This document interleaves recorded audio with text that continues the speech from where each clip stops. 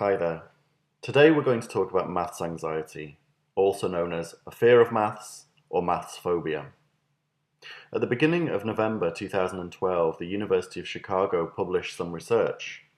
This was reported on by the National Geographic magazine. The researchers found that among those adults who had already identified themselves as having a fear of maths, even the anticipation of undertaking a maths problem triggered pain receptors in their brains as though they had burnt their hands on hot stoves. A YouGov poll undertaken in 2012 with 2,000 adults found that while 80% of adults said they would feel embarrassed saying that they had difficulty with reading and writing, only 56% of the same adults said that they would feel embarrassed saying that they had a difficulty with numbers or maths. This chimes in with research from 2000, which suggested that the barriers faced by numeracy learners differ from those of literacy learners, and that among numeracy learners, the barriers tend to be psychological and academic. In fact, common causes cited by learners for anxiety in maths tend to be around a perceived lack of relevance in the learning, and also the fact that the learning is in the abstract. If we think about the stress of testing and also the way in which maths has traditionally been taught, then we can begin to understand where this maths anxiety comes from. Research from 2007 into adults' experiences of learning suggests that more adults have had negative experiences of numeracy or maths learning than they have had of literacy or language learning.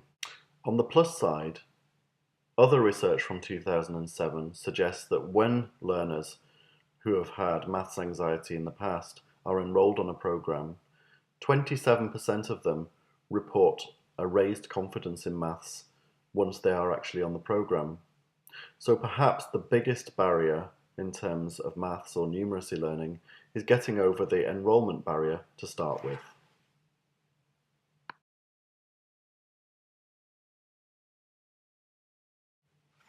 It seems that the learning environment is key. The learning environment should be as far away from the traditional school model of a classroom as possible. The stages of enrollment should be smooth, and the enrollment process should be as welcoming as possible. Where possible, classes should be small enough that learners get the advantage of enough tutor time when they need it and if they're having problems. And the atmosphere in the classroom should be as relaxed and friendly as possible. If you have time during enrollment or at the beginning of a course, it's worth exploring the emotional aspects of maths learning with the learners themselves. This shows that you recognise the fact that a lot of learners have had difficulty with maths learning in the past.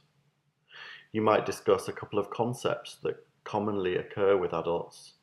The first of these is the brick wall. Most of us at some time or another have hit a brick wall in our maths learning. And research has suggested that hitting the brick wall is often very traumatic and the effects of it are long-lasting. Another concept that you might explore with learners is that of the significant other.